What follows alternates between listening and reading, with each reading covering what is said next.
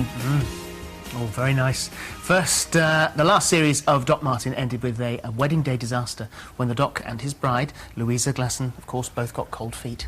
So it came as a bit of a shock this series to find out that not only is Port Wen's favourite doctor going to become a father, but he's also torn between two women. I'm thinking of going back into surgery. And you're ready? I mean, your problem... I'm working on it.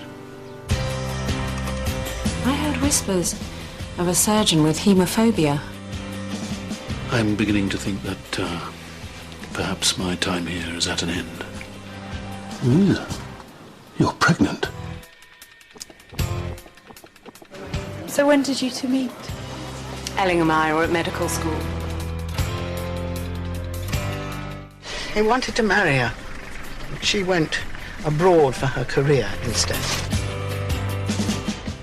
Louisa has made it abundantly clear that she wants me to have nothing to do with it. And you'll do as you're told. Would you help me, please? No. Turn around, walk away, and close the door. As a matter of fact, I've just applied to be the permanent head teacher. Are you every bit as mad as the last one? What's that supposed to mean? You know, your attitude towards me, towards women, actually, is predictably pompous and chauvinistic, which is exactly why I never ever thought that you and I could be together. You did say you were fine now, yes?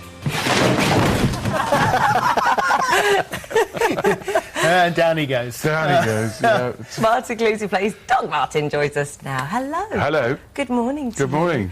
So this was watched by 10 million people. It's the most watched drama. It's best not to think about it, isn't it? Just keep your nose clean, don't bump into the furniture and be nice to everyone.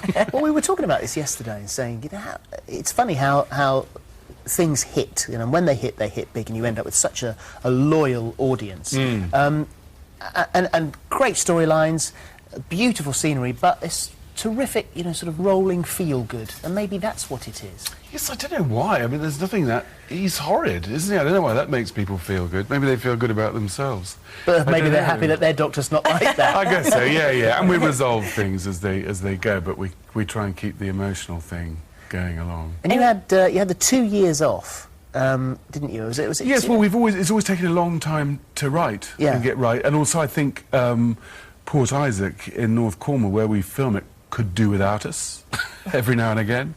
They get a lot of visitors now because of us, but it's a double-edged sword. I think if we went in every year, we'd be really unpopular. So this series has kind of picked up where the last one left off. Obviously, the kind of jilting at the altar, when you weren't that sure about it either. No, neither of us were, yeah. And so now you've got yourself into a right old pickle because you're sort of caught between two. Yes. Well, sort of, yes, definitely.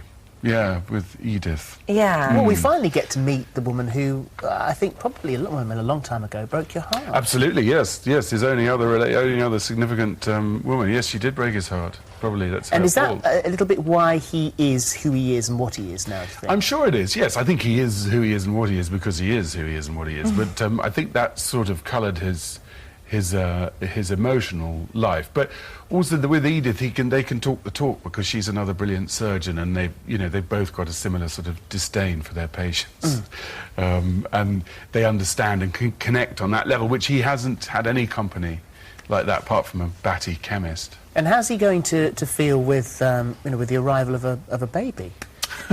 Puzzled to medium, I think, and on the run. And how much of a hands-on father is he likely to be? Well, he's hiding behind Louisa, sort of said, "Don't worry, you don't have to have anything to do with it." So he's sort of, great. Well, you've said I don't have anything to do with it, so therefore I won't.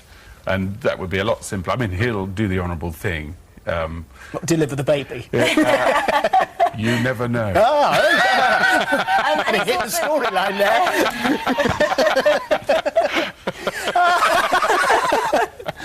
But he's also battling with his demons about he's got a phobia of blood. Oh, terrible. And yet he really wants to go to London and start a job as a surgeon. Yeah, it's all gone so wrong for him that he's setting his whole sights on working with the blood thing, which he has some success with. It's sort of 2 steps forward and 4 backwards, but that takes a a turn in the upcoming episode that sort of moves on apace. That well, you story. won't ever be allowed to get over your fear of blood, your phobia of blood, Well, because if you conquered.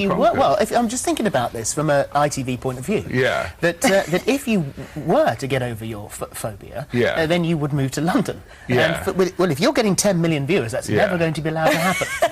They haven't recommissioned it yet. I don't think it'll be very long. Yeah, there you go. But you've ended up having to wander through the streets of Port Isaac with offal in a bag, haven't you? Yes, touching liver and have a bag of blood to Are squeeze. you all right with that stuff yourself, or are you sort of... I actually quite like it. A little light butchery and handling. Yes, I don't mind it at all. I wish I hadn't said that. Yes. So do I. And that does free up your time to do other things as well. So you spend time down there in the house that you rented the last time as well. So you've got. We're down in Cornwall. Yes, lovely house, but no free time, unfortunately. I don't get time to do the things one should in Cornwall. So when you've done that, that's intense. Getting away from that, then the rest of the year you can play in other areas. And, kind of, yes, that's always the plan, but it never seems to work out like that. We're making something about horses at the moment, yeah. Which is close to your... Oh, yeah. I would say that was... Yes, no, it is. I mean, it is. God, I was riding a polo pony yesterday. Oh, yeah? Yeah. I mean, yes, I'm meeting all kinds of horses. And what's the story here? What are you It's doing? a bit Similar sort like- of thing that you did with the dogs? Yes, exactly. Sort of the historical aspects of the species and sort of where their species and our species meet and why and what we do for each other. And also a little spot of emceeing, I hear, coming up. Yes, I am. Yes, at the Albert Hall. Blimey, have you done that? It's a difficult room, isn't it? You must It's a have. big one. Which one are you doing? I did it a long time ago. Wild and Live. It's the Born Free Foundation's 25th birthday. Your viewers will like this. Come and see it. There's a huge concert to celebrate the 25th birthday on the 14th of November at the Royal Albert Hall. Brian Adams is playing. Backed up by Ronnie Corbett, obviously, Graham Norton, Rolf Harris, me, Rula Lenska, all sorts. What a It's night at all the going to be Albert going. Hall. And Paul O'Grady, hopefully, is going to bring Lily Savage. Oh, he said he would back never from do the that wilderness. again, didn't he? I know, yeah, but he never got rid of the dresses. Well, that's a whole different thing. Yes. Well, that would be something. Thank you very much. Well, thanks for having me. We'll put the details of that on our website great, for you. grand, No yeah, problem at all do, if you thanks. didn't catch Yes, that. tickets And available. also, don't forget, Sunday at 9, ITV1 Doc Martin. If you're not part of the group of very faithful fans, then now's the time to join. Thank you very much indeed. Thank you. Thank you. Right, it's competition time now. Your chance to win a massive 52